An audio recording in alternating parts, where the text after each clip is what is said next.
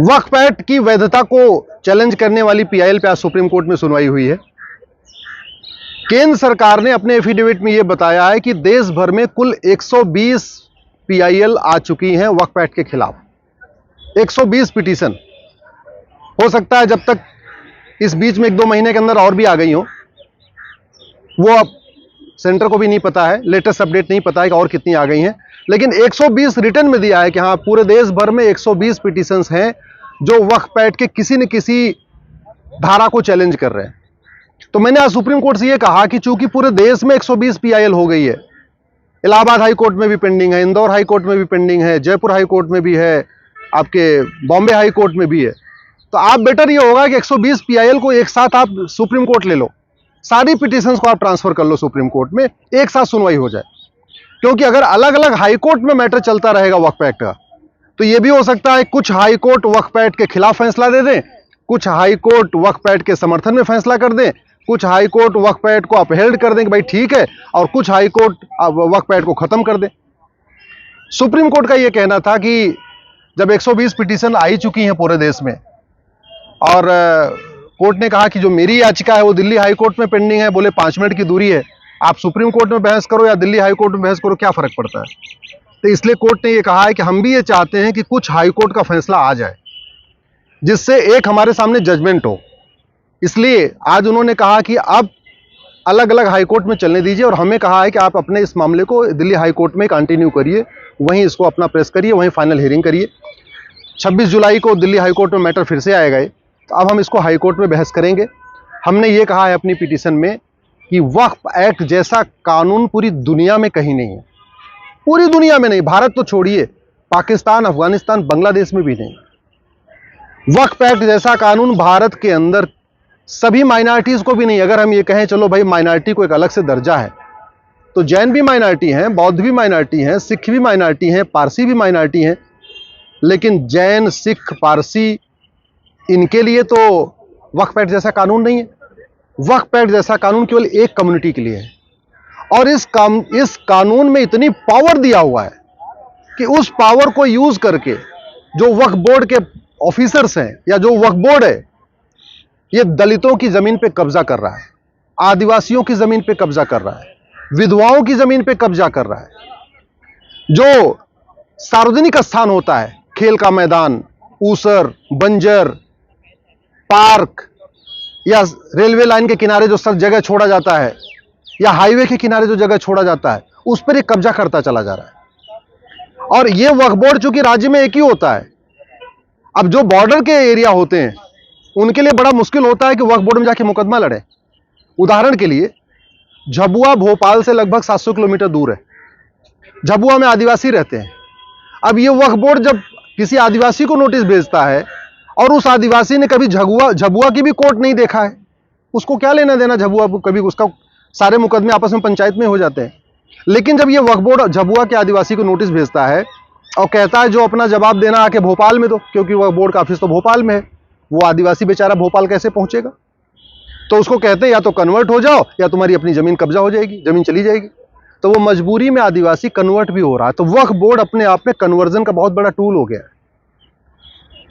मेरठ मुजफ्फरनगर से लखनऊ 600 किलोमीटर दूर है।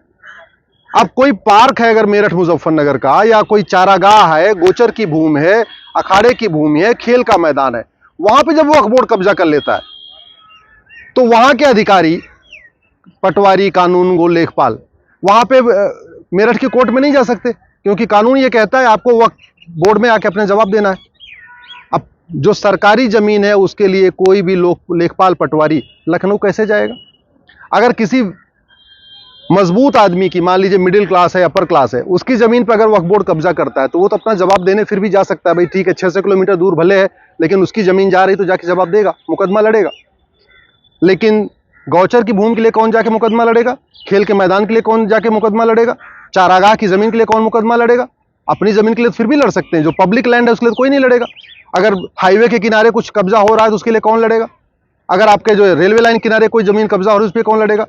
इसलिए ये वक्फ बोर्ड पूरी तरीके से आर्टिकल 14 का वायलेशन करता है, 15 का भी वायलेशन करता है, आर्टिकल 21 का भी वायलेशन करता है, और असीमित शक्तियां देता है। उदाहरण के लिए भाई मैं सुप्रीम कोर्ट में खड़ा हूं, अगर सुप्रीम कोर्ट पे वक्फ बोर्ड नोटिस भेज दे कि भाई ये सुप्रीम कोर्ट का ये पार्क अभी जहां मैं खड़ा हूं ये वक्फ की प्रॉपर्टी है, तो सुप्रीम कोर्ट के रजिस्ट्रार साहब उस नोटिफिकेशन को कोर्ट में चैलेंज नहीं कर सकते, उनको भी वक्फ बोर्ड में जाना पड़ेगा। ये इतनी पावर है। हाई कोर्ट, सुप्रीम कोर्ट, अभी राष्ट्रपति भवन पे भी अगर नोटिस भेज दे वक्फ बोर्ड कि राष्ट्रपति भवन का अगर कोई एक एरिया ऐसा है जो वक्फ की प्रॉपर्टी है, तो राष्ट्रपति भवन के भी जो अधिकारी हैं वो कोर्ट में चैलेंज नहीं कर सकते, उनको भी सीधे वक्फ बोर्ड के सामने जाना पड़ेगा, और उस वक्फ बोर्ड के सामने जाना पड़ेगा जहां 100% एक ही कम्युनिटी के लोग हैं। तो कहने का मतलब वक्फ बोर्ड ही चोर हो गया, वक्फ बोर्ड ही दरोगा है और वक्फ बोर्ड ही जज है। तीनों काम खुद ही कर रहा है, खुद ही नोटिस भेज रहा है, खुद ही लोगों का जवाब ले रहा है और खुद ही फैसला भी कर रहा है। इस तरीके का मनमाना कानून, एक तरफा कानून न पूरी दुनिया में है, भारत तो छोड़ दिए, भारत में तो हो ही नहीं सकता। भारत में कॉन्स्टिट्यूशन है जहां आर्टिकल 14 कहता है सबको इक्वल अपॉर्चुनिटी होनी चाहिए। ऐसा कानून तो किसी के लिए नहीं है। एक बार चलो मान लिया भाई हिंदू मेजॉरिटी है उसके लिए नहीं है, तो सारे माइनॉरिटीज के लिए नहीं है। वक्फ बोर्ड केवल एक कम्युनिटी के लिए है। अगर सारे माइनॉरिटी का होता तो जो वक्फ बोर्ड है, जैसी पावर है ऐसी पावर सिखों को मिलनी चाहिए, ऐसी पावर जैन को भी मिलनी चाहिए। एक जैन बोर्ड भी होना चाहिए, एक पारसी बोर्ड भी होना चाहिए, एक यहूदी बोर्ड भी होना चाहिए। मान लो हिंदुओं को नहीं, हिंदू मेजॉरिटी कम्युनिटी है, लेकिन जो माइनॉरिटी है एक ईसाई बोर्ड भी होना चाहिए, लेकिन नहीं, एक बोर्ड बनाया वक्फ बोर्ड। इसलिए ये जो नरसिम्हा राव का कानून है कांग्रेस ने 1995 में बनाया है। हमारा ये कहना है कि इस कानून को खत्म किया जाए। सेंट्रल गवर्नमेंट का अभी तक इस पर जवाब नहीं आया। मैं सरकार से भी रिक्वेस्ट करता हूं जितने जल्दी हो सके आप अपना जवाब दाखिल करिए, इस per day to day hearing हो। और मैं तो कहता हूं हियरिंग क्यों हो, पार्लियामेंट का सेशन आ रहा है, सीधे सीधे वक्फ कानून को खत्म करिए। 1991 का प्लेस ऑफ वर्शिप एक्ट, 1992 का माइनॉरिटी कमीशन एक्ट और 1995 का ये वक्फ एक्ट, ये 3 महाघटिया कानून है। मेरा तो ये मानना है ये कोर्ट में सुनवाई होने की बजाय इस पे पार्लियामेंट में बहस होनी चाहिए और पार्लियामेंट की ड्यूटी इसको खत्म करें। मैं आप लोगों से निवेदन करता हूं, अगर आप अपने सांसद विधायक से मिल सकते हो तो जाके मिलिए और मिलकर कहिए कि पार्लियामेंट का सेशन आ रहा है, आप 1991 का प्लेस ऑफ वर्शिप एक्ट, 1992 का माइनॉरिटी कमीशन एक्ट और 1995 का वक्फ एक्ट, इसके खिलाफ संसद में आवाज उठाइए, प्राइवेट मेंबर बिल पेश करिए। अगर कोई सांसद इस वक्फ एक्ट को खत्म करने के लिए बिल पेश करना चाहेगा, बिल मैं बना के दूंगा, मैं गारंटी लेता हूं। लेकिन आप लोग इसके खिलाफ अपने अपने सांसदों से मिलिए, विधायकों से मिलिए।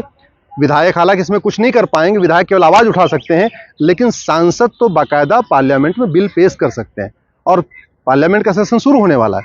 तो प्लीज आप अपने सांसद से जरूर मिलकर इस पे खत्म करने की मांग करिए।